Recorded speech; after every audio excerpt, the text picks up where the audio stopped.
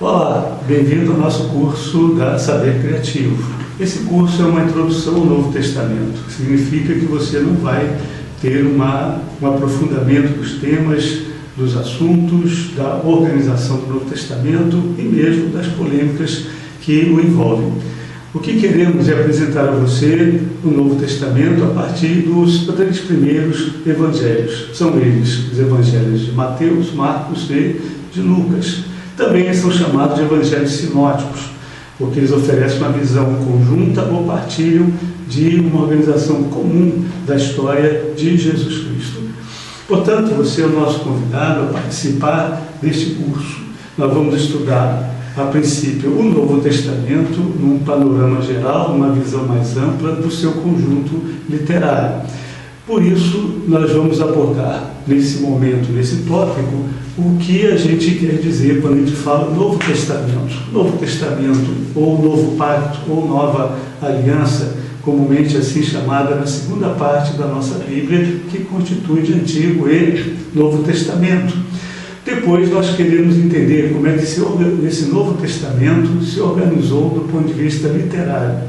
A forma literária dele se constituir, as 27 obras que nós normalmente chamamos, que começa em Mateus e termina no livro do Apocalipse.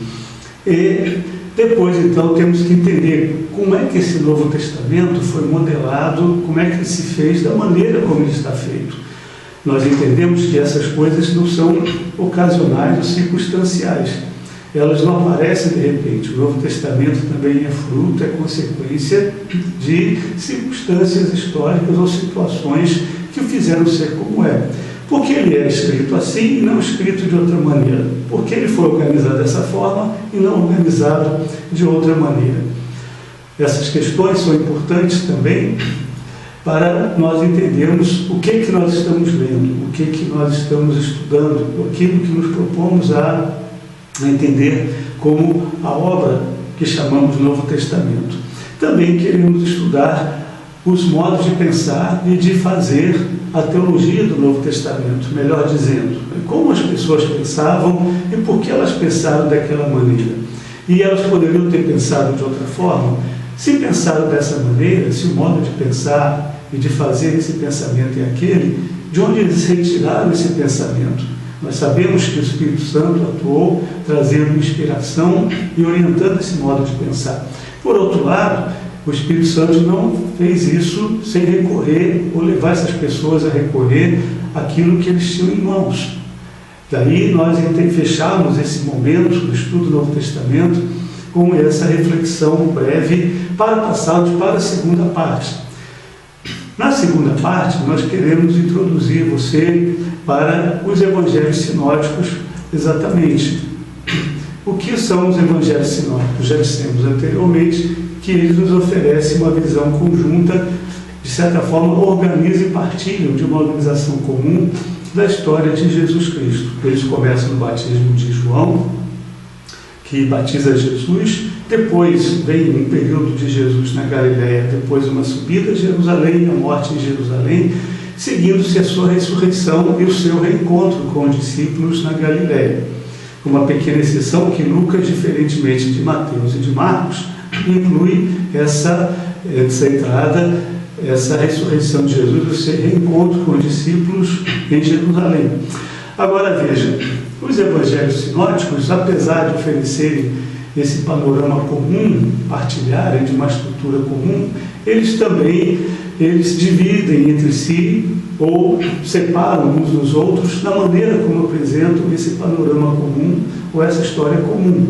E é isso que queremos entender também, o que é que os une e o que é que os separa uns dos outros.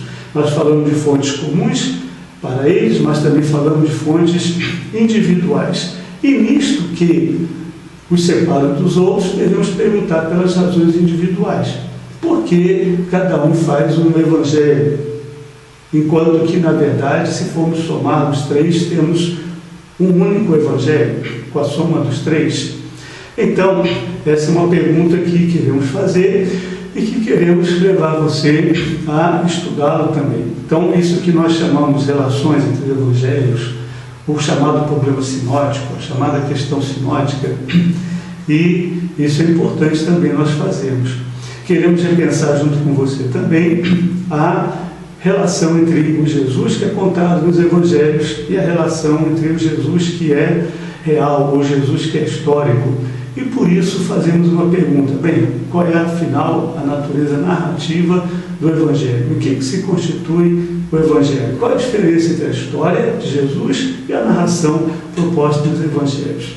Então este é o primeiro ponto que nós queremos trabalhar nos próximos 2 vídeos que você verá, seguindo-se depois os 3 outros vídeos que vamos tratar particularmente de cada Evangelho. Você vai ter um estudo próprio sobre Mateus, um estudo particular sobre Marcos, um estudo também individual do Evangelho de Lucas.